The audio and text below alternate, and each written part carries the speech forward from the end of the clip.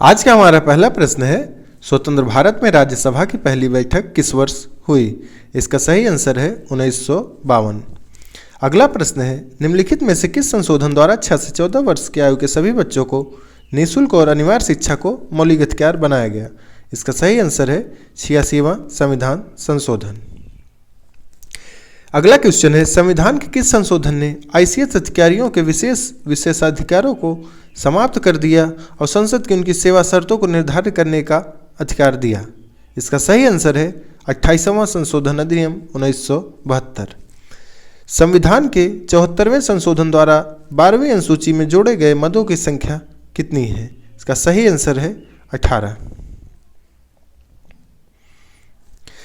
निम्नलिखित में से कौन राज्यसभा का पदेन सभापति होता है? इसका सही आंसर है उपराष्ट्रपति।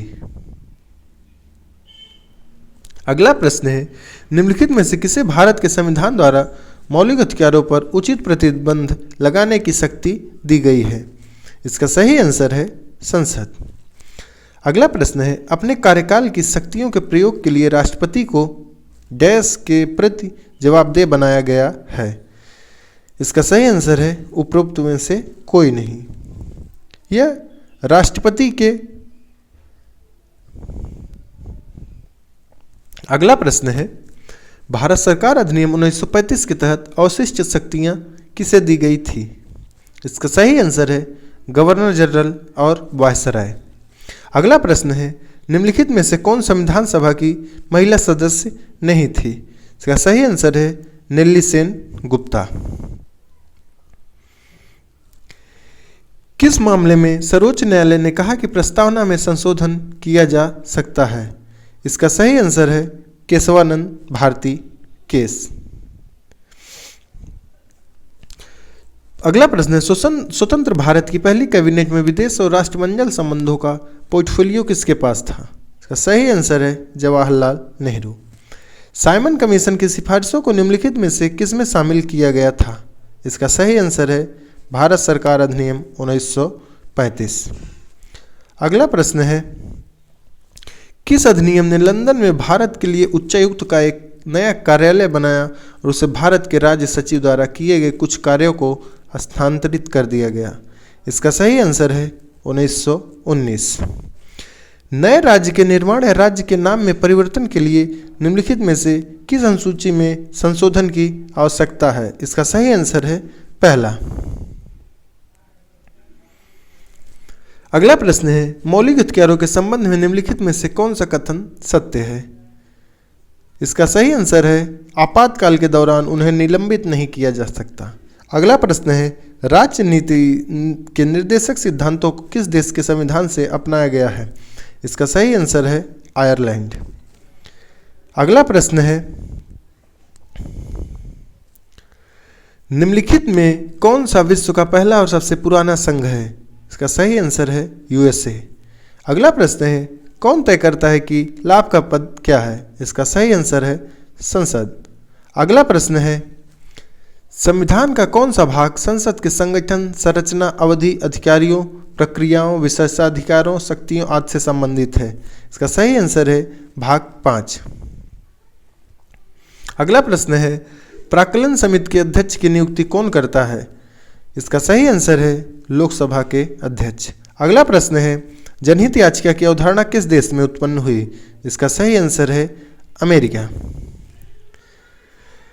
अगला प्रश्न है, राज्यपाल के रूप में किसी व्यक्ति की नियुक्ति के लिए क्या योग्यताएं हैं? इसका सही आंसर है उसे भारत का नागरिक होना चाहिए। अगला प्रश्न है, राज्य चुनाव आयुक्त के संबंध में राज्यपाल की क्या शक्तियां हैं?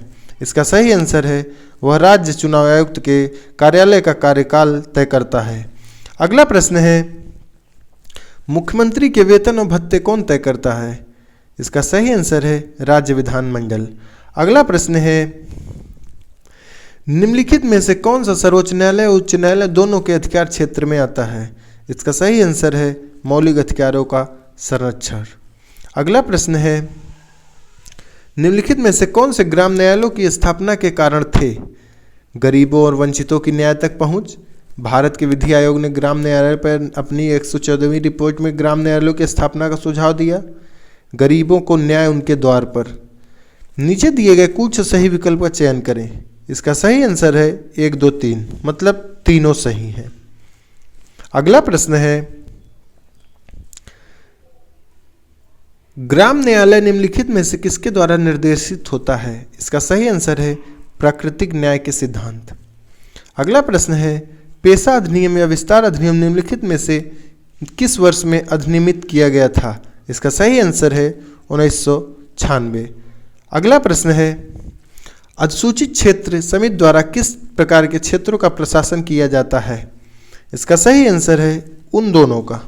औद्योगिकरण के कारण तेजी से विकासशील शहर, राज्य सरकार द्वारा महत्वपूर्ण माना जाने वाले शहर, दोनों सही है। अगला प्रश्न है,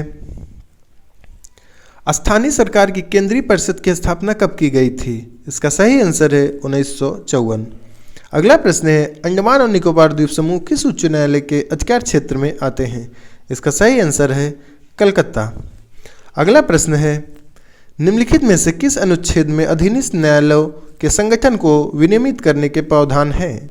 इसका सही आंसर है अनुच्छेद 233 से 237।